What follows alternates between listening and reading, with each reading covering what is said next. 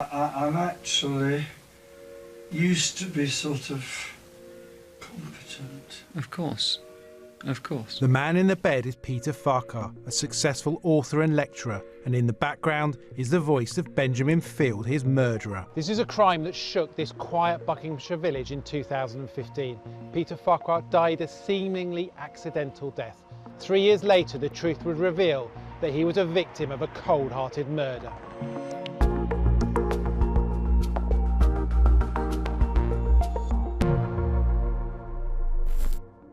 Peter Farquhar was a renowned English teacher who taught at the prestigious Stowe School. A gifted storyteller, he grew up with his brother Ian. So how close were you and Peter? We were quite close because we both shared common faith, so that brought us together. Yeah, we got on pretty well. And what about his relationships? Did he struggle with that? We noticed that he was a little bit lonely, I suppose. Peter began lecturing at Buckingham University, and it was here that he met 20-year-old Benjamin Field. They bonded over a shared love of literature, and before long, Field began to integrate himself into Peter's life, joining his church and eventually moving into Peter's home. I always had this question in my mind, was what is a 22-year-old bloke doing living in a house with a fella in his late 60s? On Peter's birthday in January 2014, Field proposed, and the two were betrothed. However, unbeknown to Peter, Ben had an ulterior motive. Peter owned his own house and, was financially comfortable, I suppose you would say. He had made a will, and over the course of their relationship, Peter changed the will a few times. But in essence, he changed the will to the benefit of Ben rather than Peter's own family. Over the course of the next few years, Peter's health began to rapidly deteriorate. What Peter did not know was that he was being poisoned. I feel I am so dependent.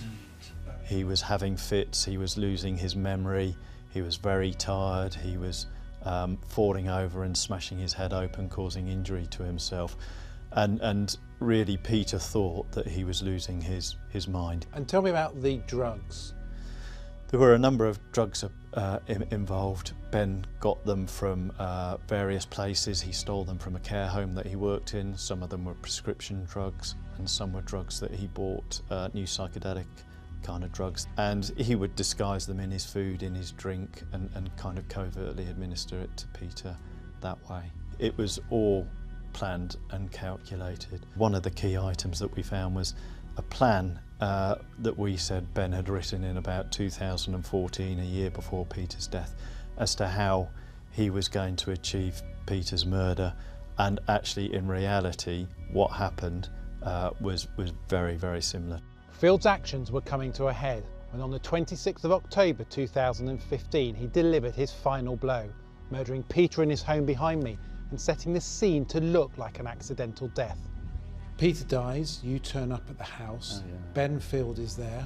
Tell me about that. Went to the door. Oh, Ben, how are you? I'm really sorry. Oh, I'm absolutely fine, thank you.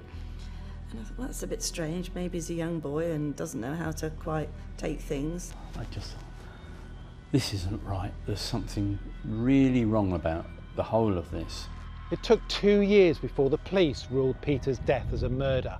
And in that time, Field identified his next victim, who lived just 3 doors down.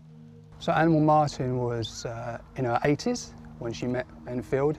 She was very deeply religious and was sort of a pillar of the community of Mays Morton. The relationship with Ben Field was absolutely romantic, certainly for her, not for him, of course. He was pretending to be romantically interested in her in order to victimise her. Field bombarded Anne with love letters and poems. He made a shrine to himself in her bedroom and wrote messages on her mirror purporting to be from God. But it wouldn't be long before Field's web of deceit would be revealed. Anne had disclosed that Ben Field had been giving her a white powder to help her sleep. So we started looking into the circumstances surrounding that.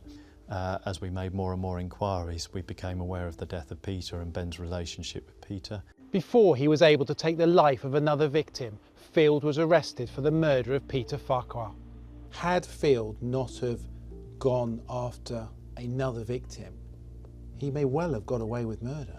Yeah, I think that's highly likely, but I think the greed got the better of him, and he probably wouldn't have stopped with Anne either. At Oxford Crown Court, Field was found not guilty of plotting to kill Anne Moore Martin and was acquitted of her attempted murder, but was sentenced to life for the murder of Peter Farquhar. His sentence today brings some justice to this horrific event in our family life, though of course the wound will always remain. If this was a novel, you wouldn't believe it, were the words of the judge. Field, a cold, calculating psychopath who preyed on the vulnerable. Peter Farquhar, in all his kindness and wisdom, paid the ultimate price.